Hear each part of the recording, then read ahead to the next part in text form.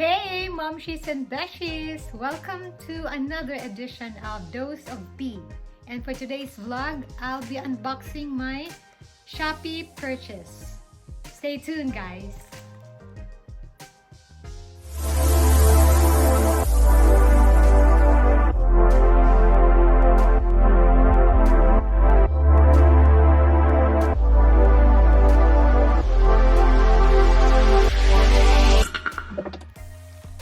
Okay guys, before I open this, if you're new to my channel, please consider subscribing, hit the like button and the notification bell so that you don't miss any of my uploads.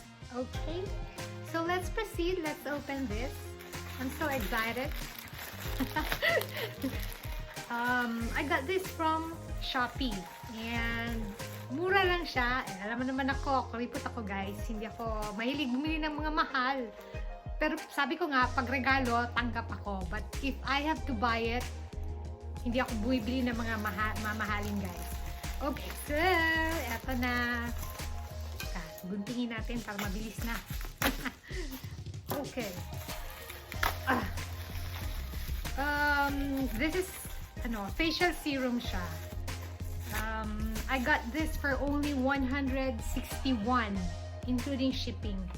Original price is 216, but I got voucher, so nag-less siya. I only paid 161 for this two.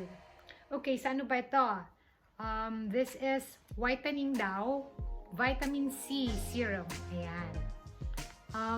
The brand, Professional Facial Serum. Ambot ko mo ba naman? Anyway, this is VitaminC. Okay. And then the other one is Retinol. Dalawa na siya.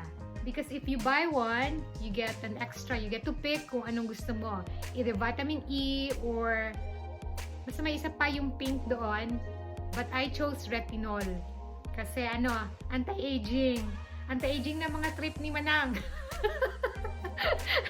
Mga anti-aging na ang mga hinahanap ng mga ganitong edad. Okay? So, ito I got two. And I'm so excited to try this.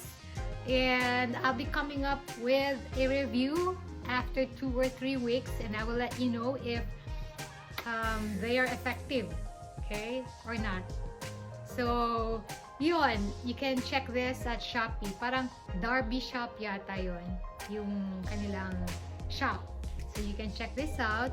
And although hindi naman ako affiliate ng Shopee, I will put the link in the description box para ma-check nyo rin at i-try nyo. Baka magustuhan nyo ang product nila. But I'll give a review myself kung okay ba siya sa akin in the weeks to come.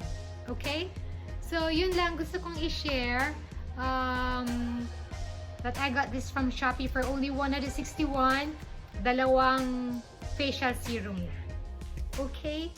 So, that's it guys, and I hope that you're taking care of yourselves and still wearing masks, and kahit na hindi pa kayo, kahit na vaccinated na kayo ng COVID, ay kailangan pa rin nating sumunod sa mga health protocols. Okay?